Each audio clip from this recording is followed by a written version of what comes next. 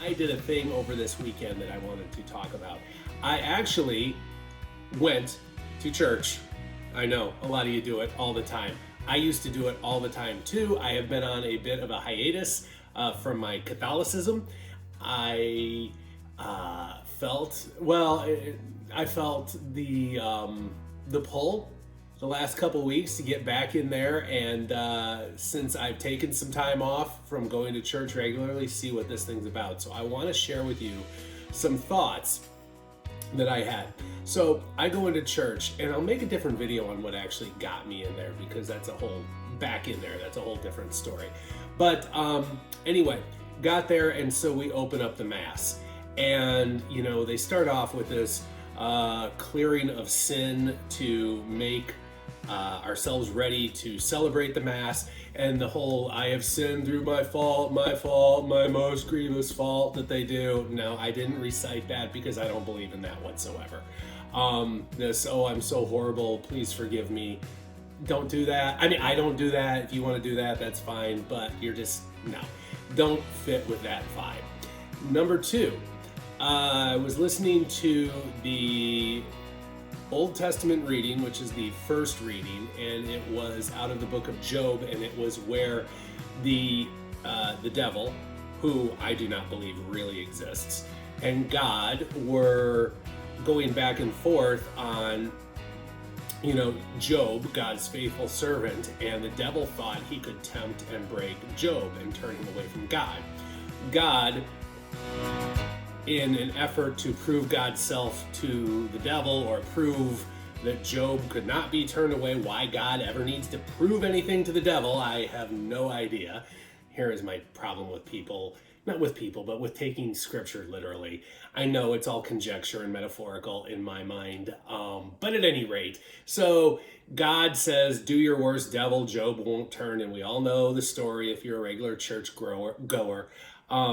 So anyway, I'm listening to that, and I'm really not in it, because God, as I understand it, does not need to prove anything to the devil. He certainly would not let the devil play with one of his children just to prove something to the devil. It makes absolutely no sense. Not from a loving, caring, all-powerful, all-knowing God. No, it doesn't work.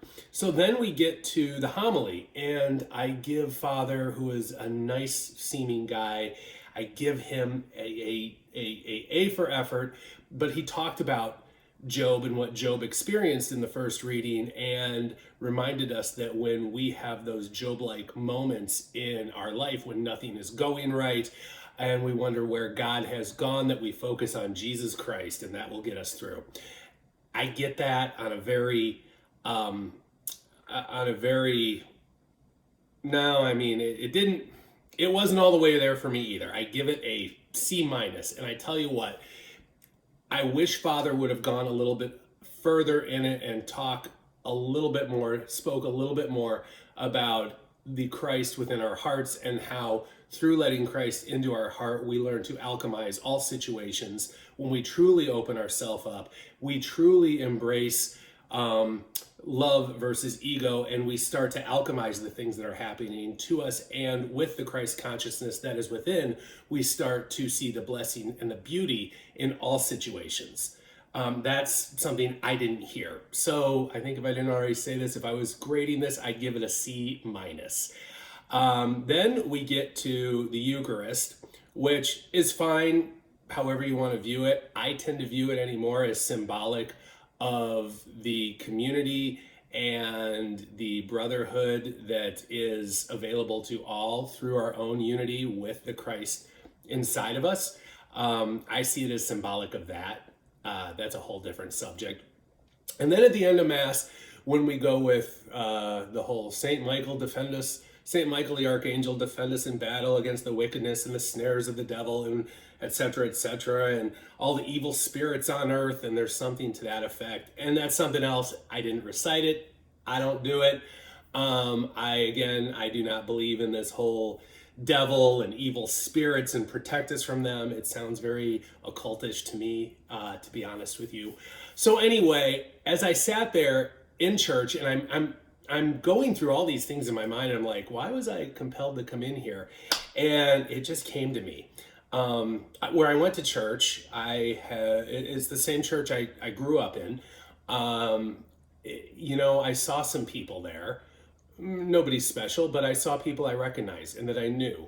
And the place is very familiar and very homey. And I feel very at home there, despite not resonating with what goes on the altar or the message or anything like that. But I felt a connection with the people in the place. And in that, when I searched my inner knowing as far as what the purpose of me being here was, it wasn't what was going on the altar, it wasn't the message, but it was the place, the people, and the light that is in each and every soul there. And that is why I think I might keep going back.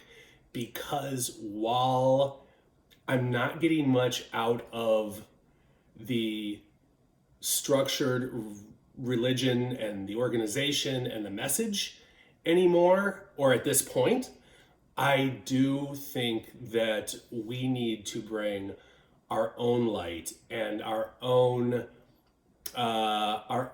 Christed self into these situations, because it's time that they evolve a little bit. And nothing is going to evolve if people don't take part in them and are present for them and don't speak what's on their mind when they have experiences like this. So in that alone, the people and the feeling that I need to, along with them in there, be in there to share our light as a community with that organization, I think that is why I may keep going back at this point. So that's my analysis. That's what I thought. Again, I'll go back to when I became sober. I got sober. I got into church. I stopped going to church. Now I'm called to get back into church. I wonder, sitting there like, why am I here? I don't see it this way anymore. And then it just dawned on me, it's not what church always does for everybody out there. Sometimes it's what the people out there might do for the church. And that is really pretty much what it's all about anyway. So those are some thoughts for you. I love you all. Hope everybody is doing well. And lots of big hand gestures here. All right, we'll see you later. Bye-bye. Love you.